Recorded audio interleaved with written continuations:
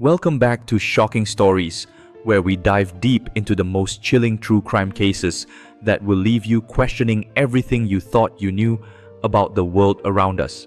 I'm your host, and today we're taking you behind the glittering facade of Hollywood to uncover a story so dark, so twisted, that it shook the entertainment industry to its very core. If you're new here, make sure to hit that subscribe button and ring the notification bell because you won't want to miss a single shocking detail of what we're about to reveal. Picture this.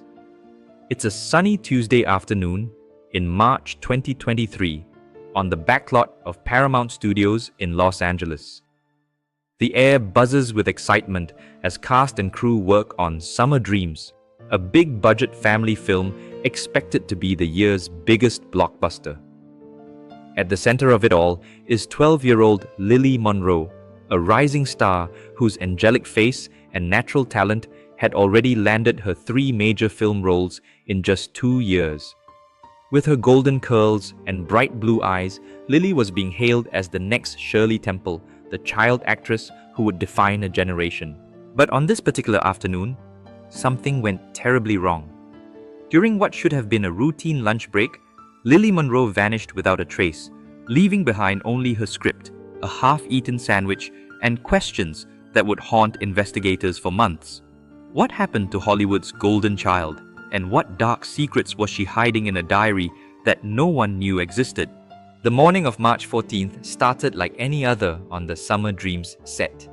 Lily arrived at 6 a.m. with her mother, Patricia Monroe, a former actress turned stage mom who managed every aspect of her daughter's burgeoning career. Patricia was known around the industry as fiercely protective but also ambitious, pushing Lily to take on more challenging roles and longer shooting days. She wanted Lily to be the biggest star in Hollywood, recalled Sarah Chen, the film's script supervisor. But sometimes I wondered if she was pushing too hard, too fast. The film's director, Marcus Webb, a veteran filmmaker with 20 years of experience, had specifically requested Lily for the lead role after seeing her audition tape. She had this incredible ability to convey emotion without saying a word, Webb later told police. She was mature beyond her years, but there was also something haunted about her, like she was carrying secrets no child should have to bear. Webb's observation would prove more prophetic than he could have imagined. The morning scenes went smoothly. Lily was professional, hitting her marks perfectly and delivering lines with the kind of emotional depth that had made her famous. But those who worked closely with her noticed subtle changes in her behavior over the past few weeks. She seemed more withdrawn, often staring off into space between takes. Her usual bright chatter with the crew had diminished to polite responses. Most concerning of all, she had started flinching whenever adults approached her unexpectedly. "I thought maybe she was just tired," said Jennifer Walsh, the film's child welfare coordinator, whose job was to ensure young actors' safety and well-being on set. Child stars often go through phases where the pressure gets to them. But looking back, I should have paid more attention to the signs. Walsh would later testify that she had noticed Lily writing furiously in a small leather journal during breaks, clutching it protectively whenever anyone came near. At 12:30 p.m., the cast and crew broke for lunch. Lily was seen walking toward the craft services tent with her usual security guard, a retired police officer named Tom Rodriguez, who had been hired by Patricia to keep overzealous fans and paparazzi at bay. Security cameras captured Lily getting her lunch, a turkey sandwich and apple juice, and sitting at a table near the edge of the outdoor eating area. Rodriguez stepped away briefly to use the restroom, a decision that would haunt him for the rest of his life. When Rodriguez returned just 5 minutes later, Lily's chair was empty. Her lunch sat untouched except for one bite of the sandwich. Her script lay open to the afternoon scenes, and her water bottle was still cold. It was as if she had simply evaporated into thin air. The first assumption was that she had wandered off to explore the studio lot, something strictly forbidden but not unheard of among curious child actors. A casual search began, with crew members checking nearby sound stages and the studio commissary, But as minutes turned to hours with no sign of Lily, casual concern escalated to full-blown panic. Patricia Monroe's screams could be heard across the lot as she realized her daughter was truly missing. Studio security was called, then the LAPD, then the FBI. By 4 p.m., Paramount Studios was swarming with law enforcement officers, their cars and vans creating a surreal contrast against the fantasy sets and movie magic that usually define the space. Detective Michael Chen of the LAPD's Missing Persons Unit was the first investigator on scene. A 20-year veteran with experience in high-profile cases, Chen immediately recognized the unique challenges of investigating a disappearance in Hollywood. The entertainment industry has its own rules, its own secrets, Chen later explained. Everyone's got something to hide, whether it's personal scandals, financial problems, or just the general paranoia that comes with fame. Getting people to tell the truth is like pulling teeth. The initial investigation focused on the most obvious possibilities. Had Lily been kidnapped for ransom? Her family wasn't wealthy by Hollywood standards, but her earning potential made her valuable. Had she run away? At 12 years old, it seemed unlikely she could have planned and executed an escape from a heavily secured studio lot. Had she been abducted by a fan or stalker? Child stars unfortunately attract disturbed individuals, and Lily had received her share of inappropriate fan mail. Studio security footage provided some clues, but raised even more questions. Cameras showed Lily walking to lunch at 12:28 p.m., sitting down at 12:32 p.m., and then nothing. The angle of the cameras created a blind spot near her table, and somehow, in the 5 minutes Rodriguez was gone, she had vanished without being captured on any of the dozens of security cameras that monitored the lot. It was as if she had been spirited away by someone who knew exactly where the cameras couldn't see. The search expanded beyond the studio. Police dogs were brought in to track Lily's scent, which led from the lunch area to the studio's main gate before disappearing completely. This suggested she had left the lot, but how? Every vehicle entering and leaving Paramount was logged, and security guards checked IDs and searched cars. No unauthorized person had entered the lot that day, and no one had left with a child. Interviews with cast and crew members painted a picture of a talented but troubled young girl. Several people mentioned that Lily had seemed different in recent weeks, more serious, more secretive. Her tutor, Mrs. Elizabeth Harper, revealed that Lily's academic performance had declined sharply. She used to be so focused, so eager to learn, Harper told investigators. But lately, she seemed distracted, almost frightened. When I asked if everything was okay, she would just nod and change the subject. The breakthrough came 3 days after Lily's disappearance, when a janitor cleaning out a dumpster behind Soundstage 7 found something that would change the entire investigation. A small leather-bound diary with Lily's name embossed in gold on the cover. The journal was water-damaged and some pages were illegible, but what could be read was absolutely shocking. If you're as gripped by this mystery as I am, make sure to like this video and let me know in the comments what you think happened to Lily. Was this a kidnapping or something even more sinister? And don't forget to subscribe because what we discovered in that diary will blow your mind, and I'll be revealing those dark secrets in just a moment. The diary entries dated back 6 months, chronicling not just Lily's daily activities but a growing sense of fear and confusion about the adults in her life. The early entries were typical of a 12-year-old. Complaints about schoolwork, excitement about movie roles, and innocent observations about life on set. But as the entries progressed, a darker narrative emerged. Mr. K keeps asking me to stay after everyone else leaves, read one entry from February. He says we need to practice my lines, but then he wants to talk about other things. He asks me questions about my body and if I've ever kissed a boy. It makes me feel weird and I don't like it, but Mom says I have to be nice to important people in the industry. Another entry, dated just a week before her disappearance, was even more disturbing. I told Mom about what Mr. K and some of the other men have been saying to me, but she got angry and said I was being dramatic.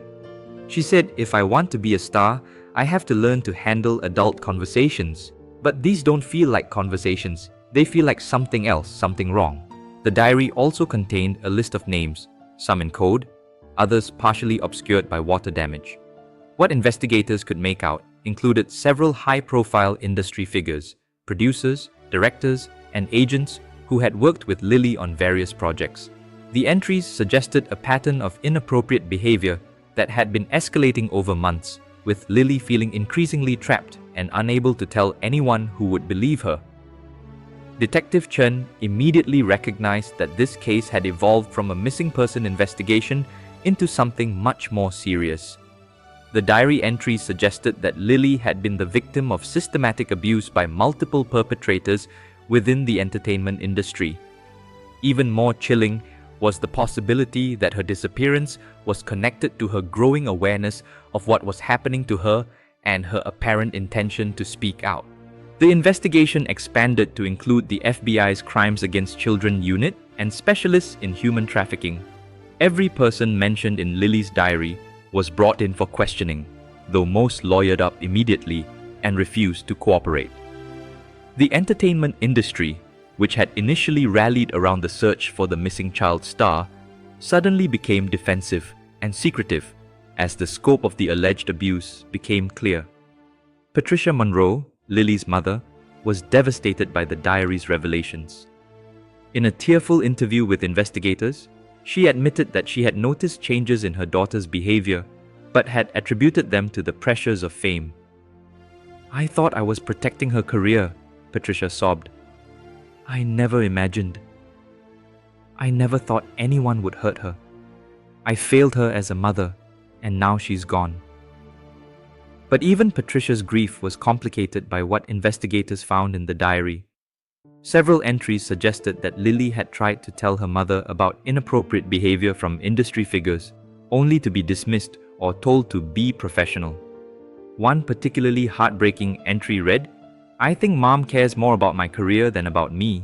When I try to tell her about the scary things, she just says, 'That's the price of being famous.' But I don't want to be famous anymore. I just want to be safe." The media frenzy surrounding Lily's disappearance intensified as details about the diary leaked to the press. Hollywood was rocked by allegations of a widespread network of abuse targeting child actors, with Lily's case serving as the catalyst for a broader reckoning within the industry. Several other young actors came forward with their own stories of inappropriate behavior, painting a picture of systemic exploitation that had been hidden behind the glamour and glitz of show business.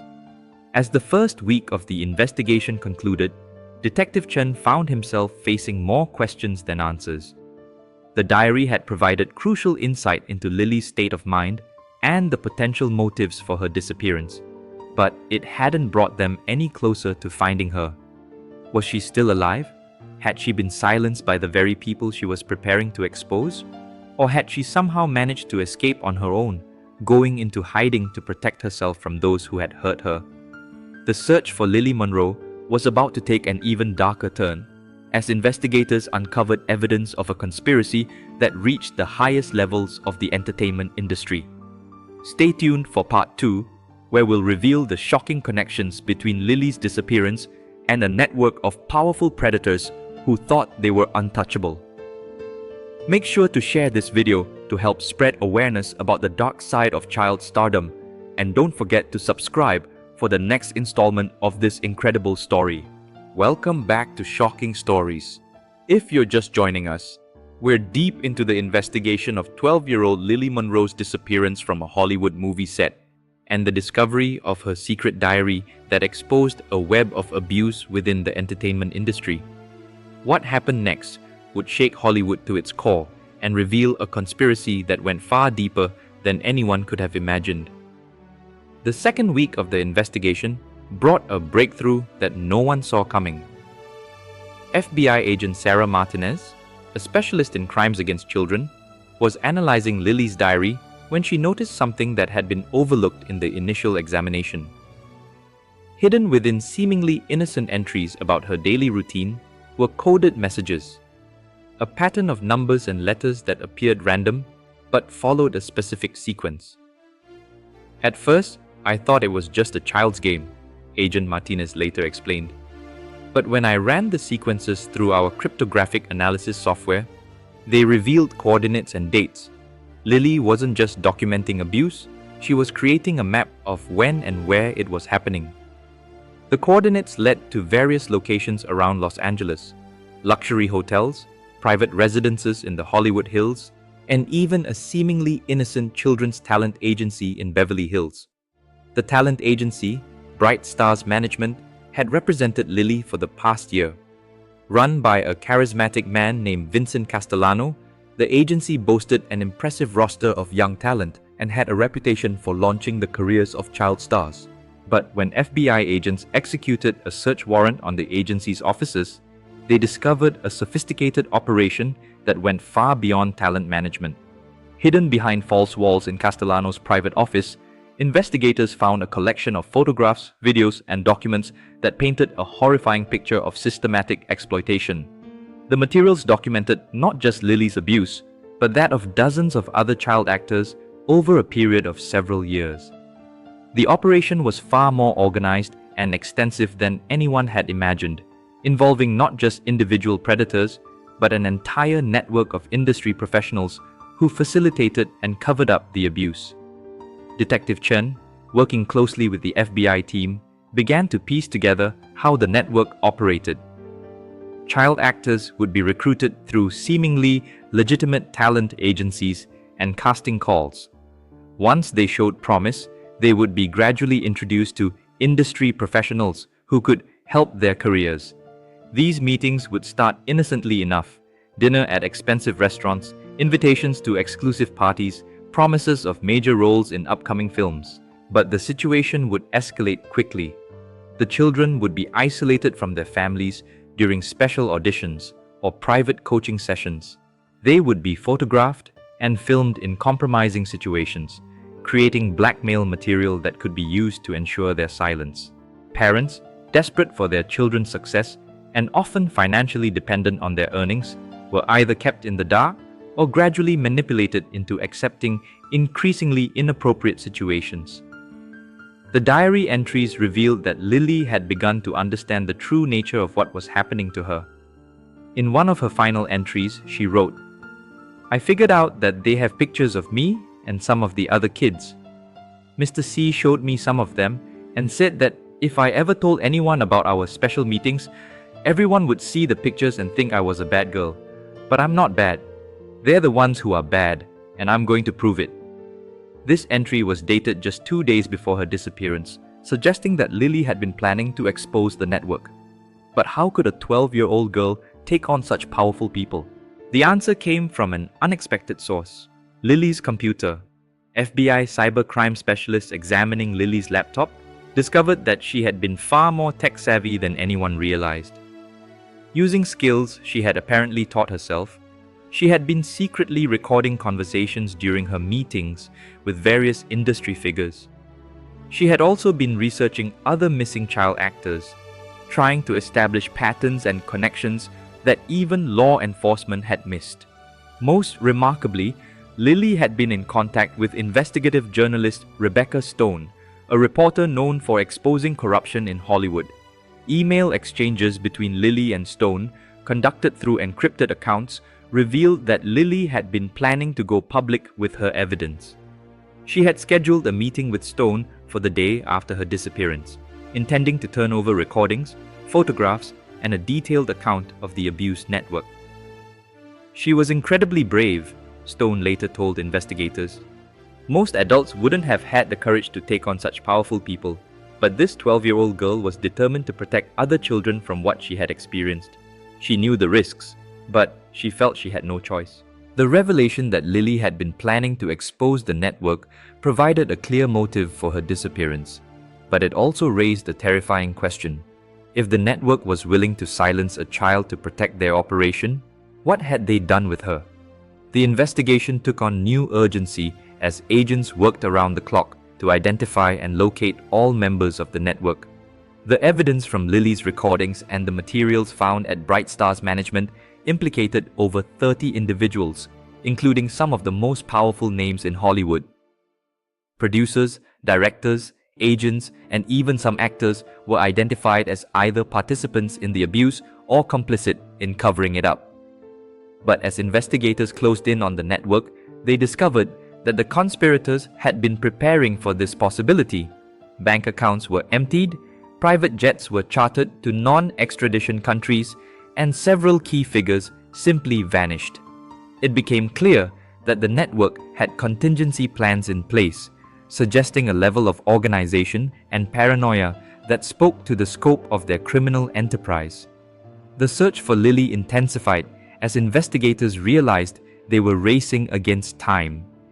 If she was still alive, her captors would likely try to move her or silence her permanently as the investigation closed in. Every lead was pursued with desperate urgency, from analyzing cell phone data to interviewing hundreds of potential witnesses. A breakthrough came from an unexpected source: traffic cameras.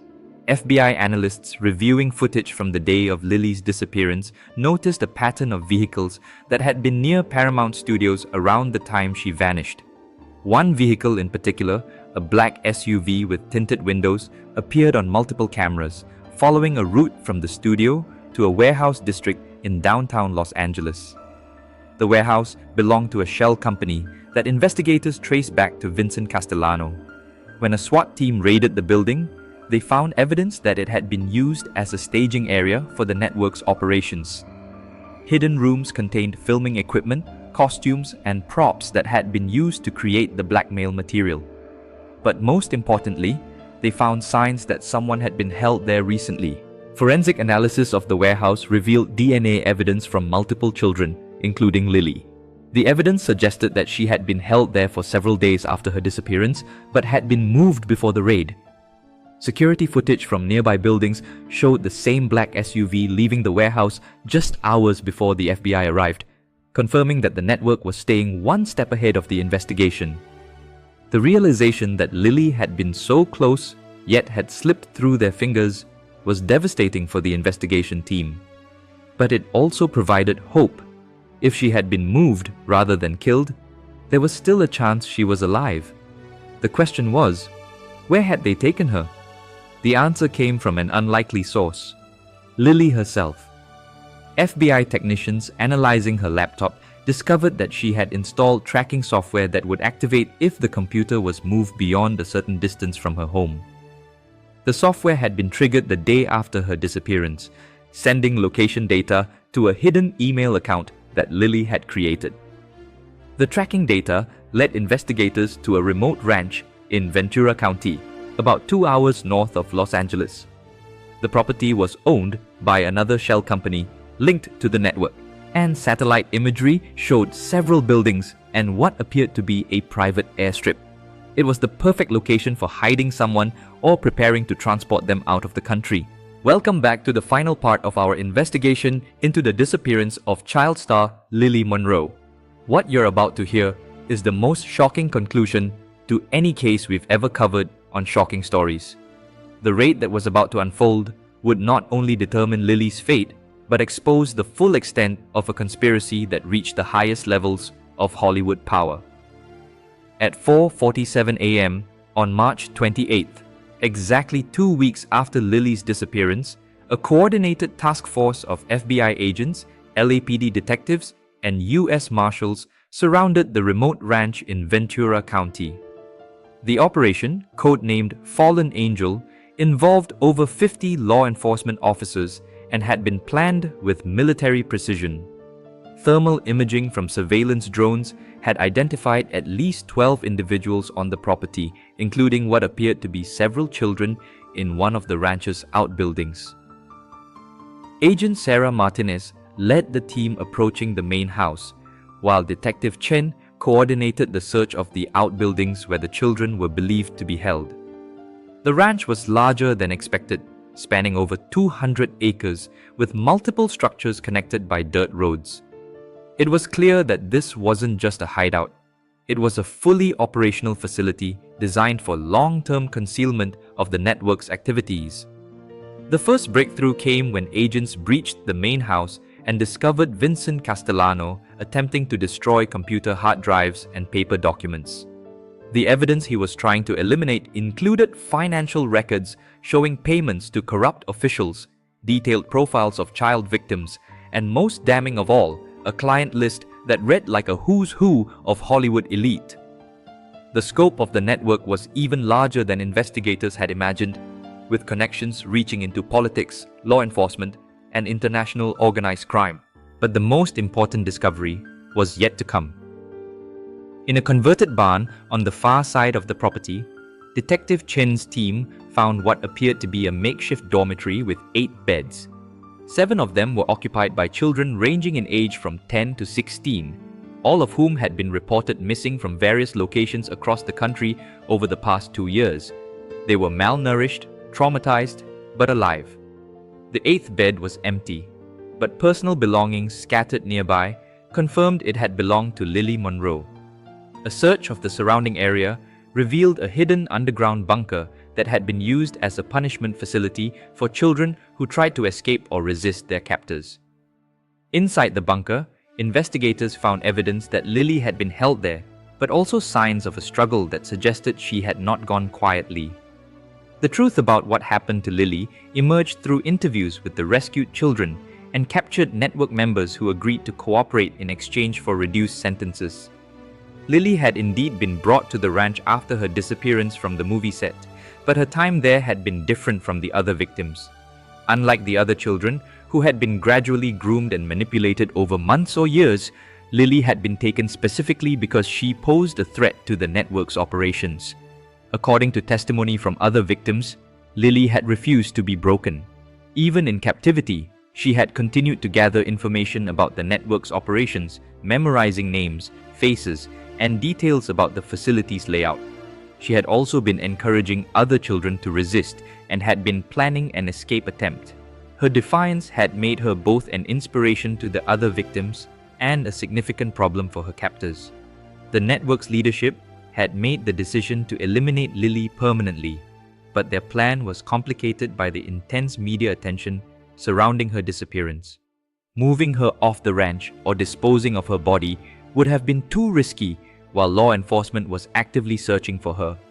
Instead, they had decided to wait for the investigation to cool down before taking final action. But Lily Monroe had one more surprise for her captors. The tracking software she had installed on her laptop had been more sophisticated than anyone realized.